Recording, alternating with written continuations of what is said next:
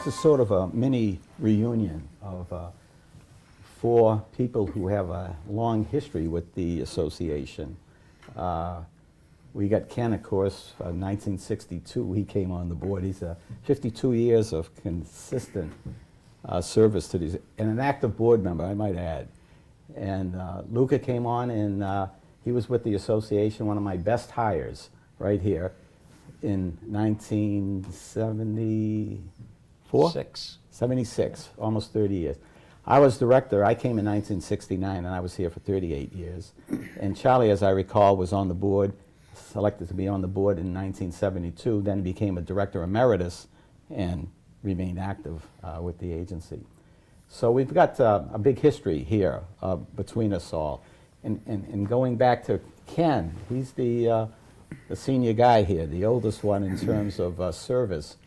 And Ken was here before I came, and he knew Helen McBride, our the first executive director of the organization. There was I think there was a woman, or there was a woman before Helen, but for a very short period, like a few months. Yeah. Then Helen came on board, and she had been on board for, what, 30-some years? Yeah, 38 years. I think 38 years, because I know when I came aboard, I was like, 38 years. Wow. And here I ended up 39 years. But she was a wonderful person, Yes. Helen McBride, a wonderful lady. Yes. But how did you become involved with the... I was, I worked at Griffith Air Force Base. I was a division chief. And we raised an awful lot of money for the Rome Community Chest at Griffith because we had over 8,000 people there. Wow. And I'm sure we raised probably well over 50% of what the Rome Community Chest had. And so it was their decision that Griffith should have a representative on their board. And the commander appointed a field grade officer. And they would rotate these fellows. They'd be on for 2 or 3 years, and then of course they transfer out. Then they'd appoint somebody else. And finally he said, we ought to have some continuity here, so let's appoint a civilian as our representative. So the base commander, he was looking for a victim, and so he latched on to me. We were longtime friends, and he said, "Okay, you're it."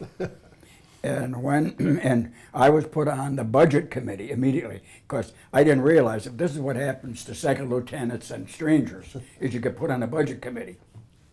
And part of looking at the budget was reviewing the operations of the participating agencies.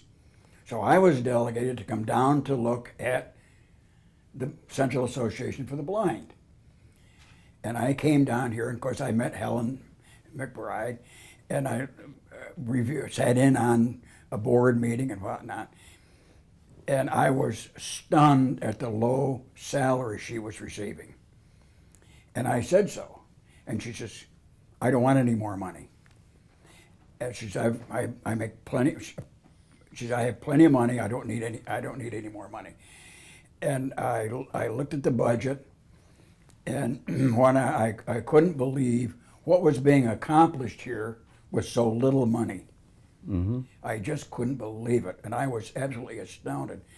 So I recommended that we very definitely make as large a contribution as we could out of our fundraising at what later became what's called a United Federal Campaign. The result was that I was designated to come down here to look at this agency, and I was just really impressed with this.